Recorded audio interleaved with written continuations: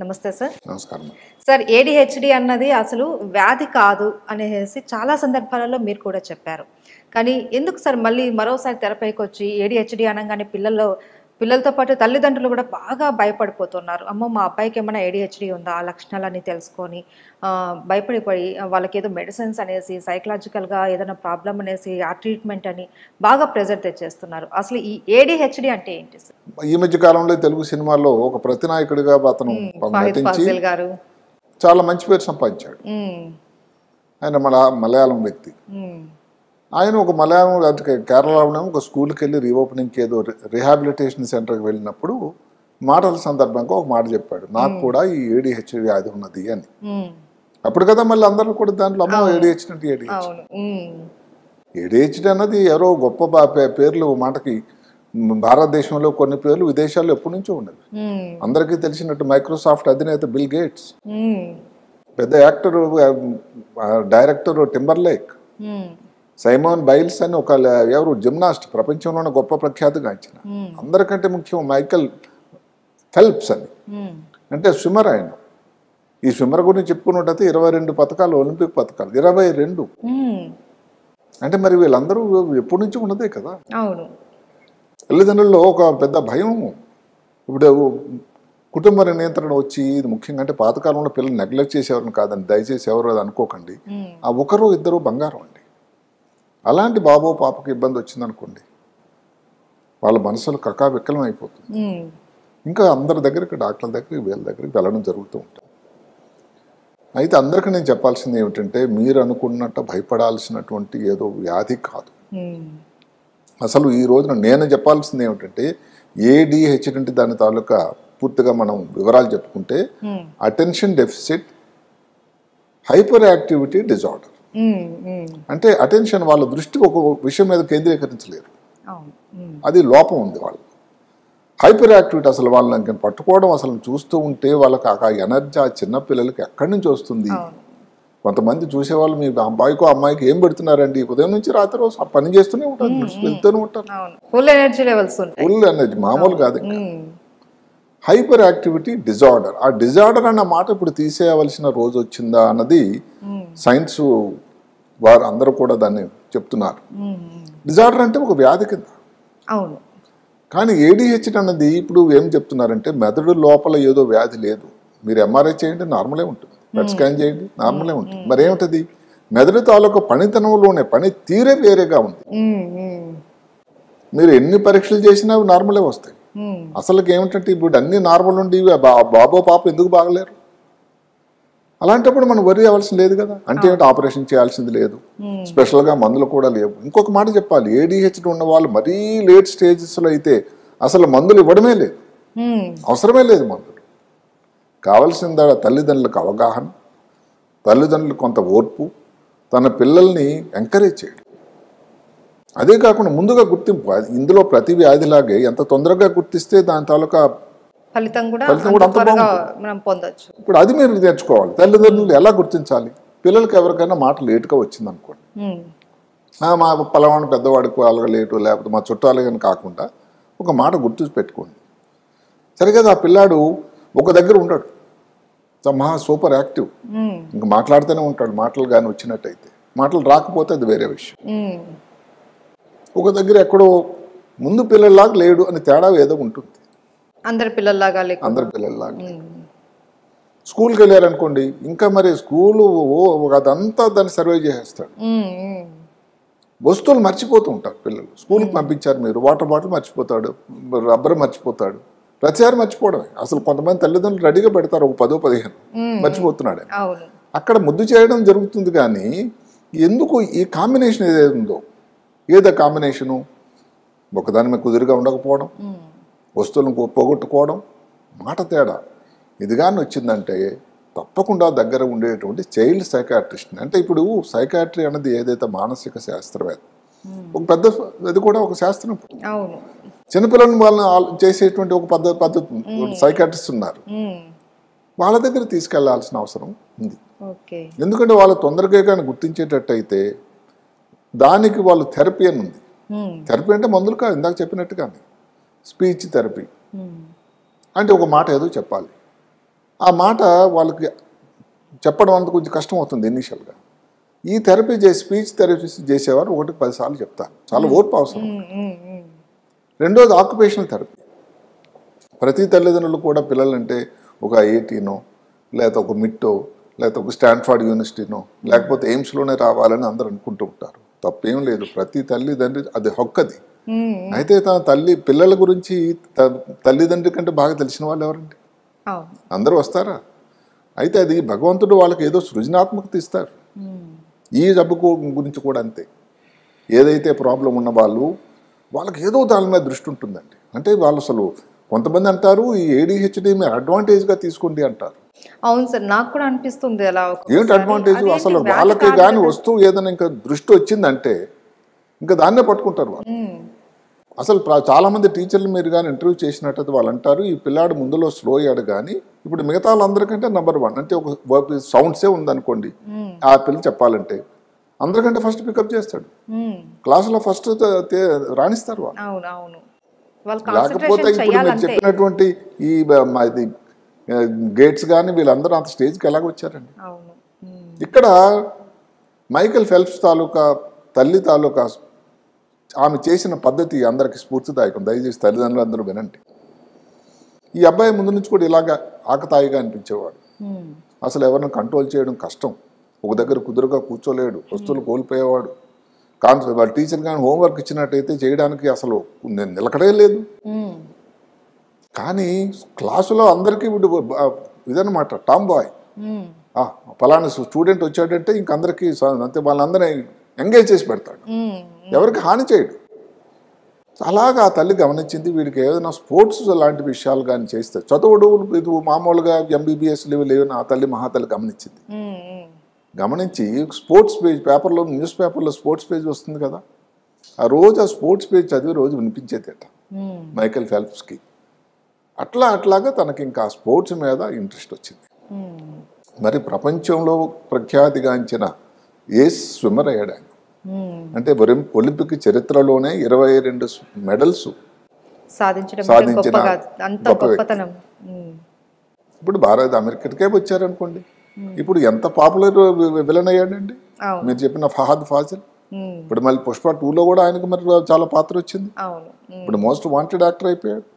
అభిషేక్ బచ్చన్, ఎంతమందికి తెలుసు అభిషేక్ బచ్చన్కి ADHD ఉందని? భారతదేశంలో ఏంటంటే చెప్పుకోవడం అనేది కొంత నామోషిగా ఫీల్ అయ్యే సన్నివేశాలు కూడా ఉన్నాయి. విదేశాలు వాళ్ళే చెప్తారు నాకు అది ADHD వచ్చింది తగ్గిపోయిందని.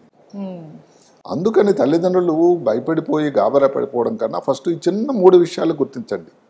పిల్లలు కాన్సన్ట్రేషన్ చేయకపోయినా, హోంవర్క్ సరిగా స్లో ఉన్నా, మాటలో తేడా వచ్చినా, వస్తువులు పోగొట్టుకుంటున్నా, ADHDని ముద్ర వేయకపోయినా తప్పకుండా అప్పుడు డాక్టర్ని సంప్రదించాల్సింది. అక్కడ వెళ్ళాడు అనుకోండి, ఆ పిల్లాడు ఒక దగ్గర కూర్చోడు, ఆ కుర్చీ ఎక్కుతాడు, ఇంకెక్కడ ఎక్కుతాడు, డాక్టర్ గారు పిలిచే లోపల అన్నీ సరుతూ ఉంటాడు, ఇది అటు చేస్తాడు, మొత్తం మీద కూర్చోడు. ఇవి పగలగొట్టడం మళ్ళీ డిస్ట్రక్టివ్ మెంటాలిటీ ఉండదండి వెళ్ళి. అది కానీ డాక్టర్గా వాళ్ళకి అవగాహన ఉంది కాబట్టి అబ్జర్వ్ చేసి ఈ అబ్బాయికి ADHDని అక్కడే గుర్తించి దానికి సరిపోయినటువంటి ముందు చెప్పిన 2 థెరపీస్ ఉంటాయి. ఆక్యుపేషన్ థెరపీ అంటే వృత్తికి సంబంధించిన చికిత్స. అంటే ఇప్పుడు ఆయన పెయింటింగ్ నేర్చుకోవాలని అతను గుర్తిస్తే ఆ పెయింటింగ్ ఎలా చేయాలి, దానికి కావాల్సిన విధానాలు నేర్పుతూ ఉంటారు. వాళ్ళకి ఎందులో ఆసక్తి ఉంది అన్నది, వాళ్ళు దేనిలో ఆసక్తి ఉంది అని. అందువల్ల ఉన్న ఆసక్తిని, ఆ సృజనాత్మకతని వెలికి తీయడానికి తల్లిదండ్రులు, టీచర్లు, ఎవరైతే కౌన్సిలర్ బోధన చేసేవాళ్ళు వీళ్ళందరూ దోహదకారి చేయాలి. అదేదో వ్యాధిగా భయపడిపోయి ఏదో క్యాన్సర్ వ్యాధి. ఇంకొకటి ఏమిటంటే విచిత్రం ఏమిటంటే బ్రెయిన్ ట్యూమర్ అని చెప్పడానికి ప్రతి తల్లిదండ్రులు చెప్తారు మా అబ్బాయికి బ్రెయిన్ ట్యూమర్ వచ్చిందండి, వైద్యం చేస్తున్నాం, రేడియేషన్ ఇస్తున్నాం అని. ADHD ఒక నామోషి అయిపోయింది, ఒక స్టిగ్మా అయిపోయింది. స్కూల్లో కూడా వాళ్ళు చెప్పడం లేదు. స్కూల్లో ఉండే టీచర్లు కూడా దయచేసి ఇది గమనించాలి. అదేదో ఆ చెల్లెలు తర్వాత చాలా రాణిస్తారండి దయచేసి. ఇప్పుడు వాళ్ళకి సిలబస్ తగ్గించేసో మీ పిల్లలు మిగతా స్కూల్లో మిగతా పిల్లలతో మేము పెట్టమని లేదండి. వీళ్ళు ఎవరికీ హాని చేయరు. వాళ్ళకి అప్పుడు ఇబ్బంది ఉంది, తేడా బ్రెయిన్ వేరేగా పనిచేస్తుంది కాబట్టి వాళ్ళు అప్పుడు కనిపిస్తుంది. కానీ అందరికంటే క్లాస్ ఫస్ట్ ఒక రేంజ్లో వాళ్ళే వస్తారు. ఇలాంటివన్నీ ప్రతి స్టేజ్లో అందరూ గమనించాలి. ఇదేదో ఒక వ్యాధిలాగనో, ఒక అంటువ్యాధనో, ఒక స్టిగ్మా, ఒక ముద్ర వేసేసి ADHD ఇంకా అయిపోయిందని అది చెప్పడం అన్నది అంత సమంజసమైన కాదు. ఓకే. మొట్టమొదట మనం స్టార్ట్ చేసినప్పుడే దీనికి మందులు ఇచ్చేటువంటి సన్నివేశాలు చాలా తక్కువ, అరుదు. అసలు లెక్క పెట్టవచ్చు. పరీక్షలన్నీ కూడా నార్మల్. ఆ మెదడు తయారీలు. ఇంకొకటి ఏమిటి, భారతదేశంలోనే దగ్గర 8 నుంచి 11% పిల్లల్లో ఇది ఉందండి. అది గమనించాలి, గుర్తించాలి. ఈ మధ్య కాలంలో ఎక్కువగా వింటున్నాం సార్. అది వింటున్నాం కానీ ముందు నుంచి ఉన్నదే. ఓకే. అది పెద్దవాళ్ళు కొంతమందిలో చాలా తక్కువ శాతం ఏంటంటే యుక్త వయసు దాని తర్వాత వాళ్ళలో కూడా ఉదాహరణకు ఫహాద్ ఫజిల్ లాగా వచ్చిన సన్నివేశాలు కూడా ఉన్నాయి. అంటే సార్ మనకి ADHD అంటే పిల్లల్లో వస్తుంది, వాళ్ళ పెరుగుదలలో అది కంటిన్యూ అవుతుంది అని అంటారు. కానీ ఒక ఏజ్ వచ్చిన తర్వాత కూడా వస్తుందా సార్? ఒక మిడిల్ ఏజ్ లో అలా కూడా అవి తక్కువ సన్నివేశం. తక్కువ. ఇందాక మీరు ఒక మాట చెప్పారు, కంటిన్యూ అవుతుంది జీవితాంతం. కాదు, నిజం కాదు అది. ఆ థెరపీ మనం చెప్పుకున్న 2 పద్ధతులు సరైనటువంటి చైల్డ్ సైకాట్రిస్ట్ తాలూకా పర్యవేక్షణలో ఉంటే అసలు ఆ చైల్డ్కి నార్మల్ ఎవరికి తెలిసింది అభిషేక్ బచ్చన్కి వచ్చిందని? మనం చెప్పుకున్నంత వరకు బిల్ గేట్స్కి వచ్చిందని ఎవరికి తెలుసండి? అదే అక్కడే తేడా. ఇప్పుడు ఈ పేర్లని చెప్పిన తర్వాత వాళ్ళందరూ సెలబ్రిటీస్ కాబట్టి ఫహాద్ ఫజిల్ చెప్పినంత వరకు ఆయనకు ఉందని, అలాగైతే పుష్ప డైరెక్టర్ తీసుకునే వాళ్ళ ఇబ్బంది ఉన్నది నిజమే. కానీ ఇదేదో ప్రమాదకరమైనది, ఇంకేదో స్పెషల్ వ్యాధి ఆపరేషన్ చేయాలి ఇలాంటి కానే కాదు. ఇంకొక చిన్న మాట ముఖ్యంగా ఏమిటంటే గర్ల్ చైల్డ్, ఈ అమ్మాయిల్లో ఈ ADHD అనేది వేరే పద్ధతిలో ఉంటుంది, కొంచెం తేడా. అది ADD అంటారు, attention deficit disorder. Hyper activity ఉండదు వాళ్ళలో. మామూలుగానే సమాజంలో ఇప్పుడైతే రోజులు మారుతున్నాయి కానీ అమ్మాయిలు సమాజంలో కొంచెం ఇప్పుడు యాక్టివ్ అయ్యారు. పాతకాలంలో కొంచెం నెమ్మదిగా ఉంటారండి కదా. ఈ AD అంటే ఎవరైతే ADHDలో వచ్చే ప్రత్యామ్నాయం లాంటిది ఒక విభాగం అమ్మాయిలో వస్తుంది. వాళ్ళు ఎక్కడో కూర్చుంటారు అని వెనక బెంచీలో, ఎవరు అసలు పట్టించుకోరు వాళ్ళని. వాళ్ళ లోకంలో వాళ్ళు ఉంటారు, ఏదో ఊహించుకుంటూ ఉంటారు, అటెన్షన్ సరిగ్గా దృష్టి పెట్టరు. అక్కడ కూడా వాళ్ళని కూడా గుర్తించాలి. అందువలన ఇప్పుడు మగవాళ్ళలో మామూలుగా ఎక్కువైనా కూడా అమ్మాయిల్లో గుర్తించడం అనేది లేట్ అవుతుంది. ఎందుకంటే వాళ్ళ హైపర్ యాక్టివ్ ఉండరు, ఏదో సైలెంట్ గా ఉన్నారు కదా అని అనుకుంటారు అంతే. అది సైలెన్స్ అన్నది ఒక పాజిటివ్ కాదు, అక్కడ లాంగ్ రన్ లో ఆ బేబీకి నెగిటివ్ అవుతుంది. సో టీచర్లు ఎవరైతే పాఠాలు చెప్పేవాళ్ళు, తల్లిదండ్రులు అక్కడ మీ పాప మాట్లాడదండి అని అంటే అదేదో సంతోషంగా అనుకోకూడదు. ఎవరితో కలవకపోయినా ఏమిటి, ఎందుకు ఎవరితో కలవదు అని కూడా ఆలోచించాల్సి ఎవరైనా కన్సల్ట్ చేయడం అన్నది చైల్డ్ సైకాట్రిస్ట్ని చాలా అవసరం ఉంది. సో అల్టిమేట్గా ఏమిటంటే ADHD అన్నది ఒక వ్యాధి కాదు, అది మెదడులో పనితీరుని బట్టి వచ్చేది. దీనికి ఇప్పుడు ఉన్నటువంటి విధి విధానం వల్ల చాలా తప్పకుండా ఎన్నో పద్ధతులు వచ్చాయి, థెరపీలు వచ్చాయి. దానిలో స్పెషలిస్ట్ డాక్టర్లు ఉన్నారు. ఇప్పుడు వాళ్ళు తీసుకెళ్ళి వాళ్ళు చేయించాల్సి ఉంటుంది. ఒకసారి కానీ వాళ్ళకి స్టిగ్మా లాగా ముద్ర వేస్తే ఇంక జీవితాంతం వల్ల ఉండిపోతారు. ఒకసారి చేతులు దాటిపోయిన తర్వాత పాతకాలంలో చెప్పిన డాకులు పట్టుకోవడం ఎలాగైతే కష్టమో అలాంటి పద్ధతి జరుగుతూ ఉంటుంది. కాబట్టి తల్లిదండ్రులు, టీచర్లు, ఉపాధ్యాయులు, కౌన్సిలర్స్ అందరి బాధ్యత ఏమిటంటే దీని తాలూకు వివరాలు పూర్తిగా తెలిసి ఎవరైతే ఇలాంటి ఇబ్బంది వచ్చి బాగా అయిన ఆ స్కూల్లోనో, ఆ ఊర్లోనో, ఆ కాలేజీలోనో ఎక్కడ వాళ్ళ తాలూకు పేర్లు చెప్పి అది ఒక స్ఫూర్తిదాయకం అవుతుంది. అందరికీ మైకేల్ ఫెల్ప్స్ తెలియకపోవచ్చు, బిల్ గేట్స్ కొంత తక్కువ మందికే తెలుస్తుంది. మన మధ్యలో ఉండేటువంటి ఫహాద్ ఫజిల్ లేకపోతే అభిషేక్ బచ్చన్ ఎగ్జాంపుల్ కాదు, చాలా మందికి తెలుసు. మరి అదే టైంలో కానీ జయబాద్రి గారు అలాగే బాధపడితే వాళ్ళు ఏమయ్యేది, అభిషేక్ బచ్చన్ స్టేజ్ వరకు వచ్చేవాడా? ఇప్పుడు కదా అందరికి తెలిసింది అతనికి ఉందని. అందరికీ కూడా అదే స్ఫూర్తిదాయకం కావాలి. ఇదేదో వ్యాధి కానప్పుడు, ఆపరేషన్ లేనప్పుడు, క్యాన్సర్ కాదు, అంటువ్యాధి కాదు, అలాంటప్పుడు దానికి భయపడిపోయి ఒక ముద్ర వేసేసి ప్రపంచం అంతా ఇదైపోయింది అనే ఆలోచనలు ఉండడం అన్నది, దానివల్ల మీరు మీ పాపకో బాబుకో అన్యాయం చేస్తున్నారు కానీ న్యాయం సరైన చేయటం లేదు. కావాలని కాకపోయినా ఏదో భయపడి దానివలన మీరు డాక్టర్ దగ్గర తీసుకెళ్ళడం లేట్ చేయకండి. దీనికి స్పెషల్ మందులు ఏం లేవు. కావాల్సిందల్లా మిగతా వాళ్ళలాగానే వాళ్ళని ఎంకరేజ్ చేయాలి. ఎంతవరకు స్కూల్లో టీచర్ వాళ్ళని మిగతా స్టూడెంట్స్ లాగా ట్రీట్ చేయాలి. వీళ్ళు మీ అబ్బాయి లేటుగా ఉంటాడు, హోంవర్క్ వద్దు, మరి అలాగైతే వాళ్ళు ఎప్పుడు నేర్చుకుంటారు? అక్కడ ఇంకోటి తల్లిదండ్రులు ఏంటంటే ఇద్దరు వర్కింగ్ ఉమెన్ అయిపోయారు ఇప్పుడు. ఎక్కువ పిల్లలకి సమయం కేటాయించలేకపోతున్నారు. హోంవర్క్ స్లోగా చేశాడండి, నేరమేం కాదు కదా, కొంచెం మీరు సాయం చేయండి, మధ్య మధ్యలో బ్రేక్ ఇవ్వండి. ఇప్పుడు ఇందాక చెప్పినట్టుగానే మీ బాబు పాప గురించి మీకంటే బాగా ఎవరికి తెలుసండి. సో బెస్ట్ ఒకటి వన్ ఆఫ్ ది ఏంటంటే బయటకు తీసుకెళ్ళండి. అసలు ఎంతమంది పిల్లల్ని అవుట్ సైడ్ తీసుకెళ్తున్నారు, తల్లిదండ్రులకు టైం ఎక్కడ ఉంది? కనీసం ఇంట్లో కూడా టైం స్పెండ్ ఇంటి చేయాలి. దగ్గరే స్విమ్మింగ్ అన్నది చాలా చాలా ముఖ్యమైనది. స్విమ్మింగ్ వల్లట అసలు వీళ్ళు చాలా మారిపోతారట. ఇంకా ఎక్కడో రష్యాలోనో సైబీరియాలోనో బల్గేరియాలో ఒకటి ఉంటుంది ఐస్ బాత్ అని. ఐసులో మునిగే వాళ్ళ పిల్లలకి ఏమిటంటే తొందరగా వాళ్ళు రికవర్ అయిపోతారట ఇబ్బంది నుంచి. ఇలాంటివన్నీ చిన్న చిన్న చిట్కాలు ఉన్నాయి, మందులు కావు. వాళ్ళందరినీ తీసుకెళ్ళి మిగతా పిల్లలతో కలిపేటట్టు చూడండి. ఆ పిల్లల దగ్గరికి వెళ్ళేటప్పుడు కూడా మా అబ్బాయికి ADHD ఉన్నదని ఏదో బూచిలాగా భయపెట్టకుండా మిగతా పిల్లలు వీటితో ఆడరు, కలుపుకోరు. అలాగని కొన్ని వ్యాధుల్లో ఉండేటట్టుగా వీళ్ళు ఎవరిని హాని చేయడం కానీ లాగడం దొంగిలించడం ఇలాంటి తప్పులు చేయరు. వాళ్ళకి విపరీతమైన కాన్సన్ట్రేషన్ ఉంటుంది. ఒక పని చెయ్యాలి అంటే క్రియేటివిటీ. అసలు వాళ్ళు ఇప్పుడు లయనార్డో డావిన్సీ చాలా, మరి ఆల్బర్ట్ ఐన్స్టీన్ గొప్ప సైంటిస్టు, నోబెల్ లారెట్ ఆయన, మరి ఆయనకు అది ADHD ఉంది. ఇంత గొప్ప పెయింటర్ ఆర్టిస్ట్ ఈయన లయనార్డో డావిన్సీ. వీళ్ళందరికీ ఉన్నదాన్ని చెప్తున్నా శాస్త్రం. అందువల్ల వాళ్ళకి ఏంటంటే ఇబ్బంది అన్నది వదిలేసినట్టయితే జీవితాంతం అలాగే ఉండిపోతారు.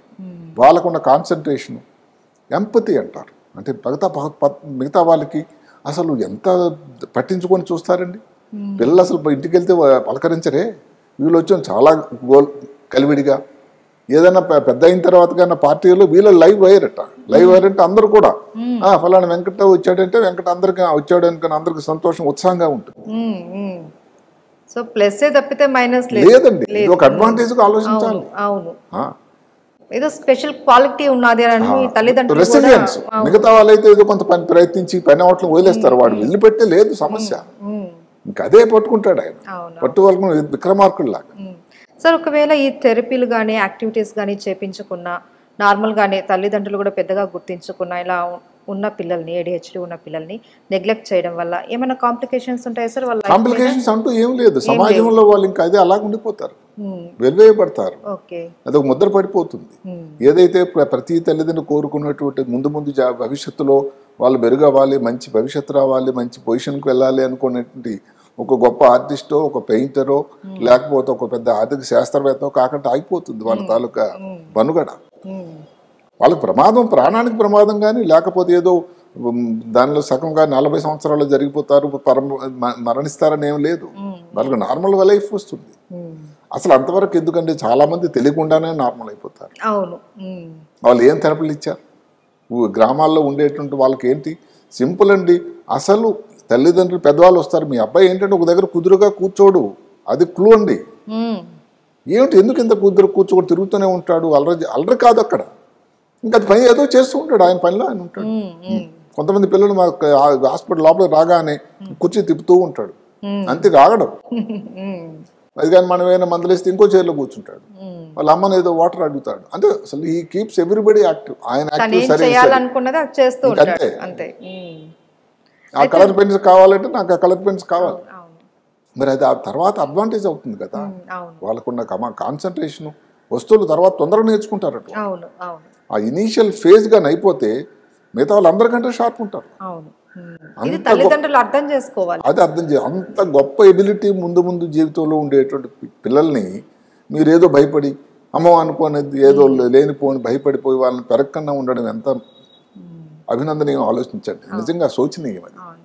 మళ్ళీ నేను చెప్పేది ఏమిటంటే ఇది వ్యాధి కాదు, భయపడాల్సింది కానే కాదు.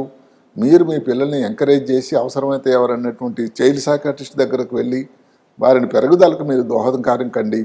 ఈ వ్యాధి వల్ల వ్యాధి అనే దానికన్నా ఇది ఒక మెదడు తాలూకా పనితనంలోనే వచ్చిన తేడా అని అందరూ గమనించండి. Okay, thank you so much sir. నమస్కారం.